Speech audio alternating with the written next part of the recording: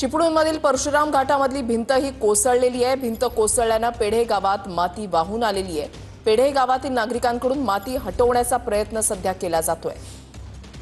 परशुराम घाटामधली भिंत कोसळली आणि त्याच्यामुळे माती जी आहे ती या पाण्यासोबत पावसाच्या पाण्यासोबत वाहून आलेली आहे। आता हीच माती बाजूला काढण्याचं काम गावकऱ्यांकडून केलं जात आहे, ग्रामस्थांकडून केलं जात आहे। पेढे गावामध्ये ही माती जी आहे ती पूर्णपणे वाहून आलेली आहे।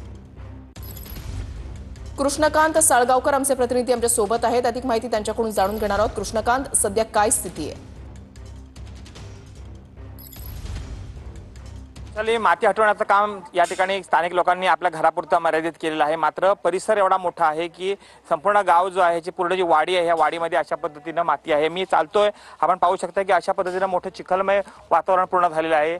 परशुराम घाटामध्ये गॅबिलियन भिंत आहे पूर्ण कोसळलेली आहे, त्यामुळे सगळा जो भराव आहे हा अशा पद्धतीनं सगळा गावामध्ये आलेला आहे। आपण पाहू शकतो यामुळे नागरिकांनी घरात जायचं कसं अशी मोठी समस्या जी आहे ही या ठिकाणी निर्माण झाली आहे। आपण पाहू शकतो की ही लोकांची घरं आहेत, गावामधली घरं असली की घराच्या आजूबाजूला शेती असते, परसबाग असते, ही सगळी जागा जी आहे ही प्रत्येक घरातली अशी साधारणपणे 14 घरं आहेत आणि त्याच्या खाली भात शेती आहे।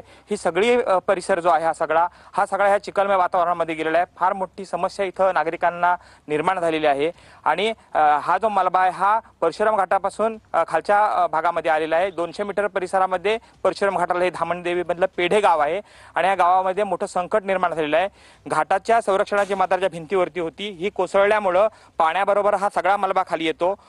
या ठिकाणी पाण्याची वाहतूक जी होती ही निचरा असायचा, हा इथं असणाऱ्या ओढ्यामधून व्हायचा, मात्र ओढे सगळे भरून गेलेले आहेत, त्यामुळे पाण्याने आपला मार्ग बदललाय आणि भयानक परिस्थिती या ठिकाणी निर्माण झालेली आहे। आता नागरिकांना प्रश्न पडलाय की या ठिकाणचा मलबा हटवायचा कसा, कारण प्रचंड मोठ्या प्रमाणामध्ये या ठिकाणी चिखल आणि माती लोकांच्या घरासमोर असे पाहायला मिळते।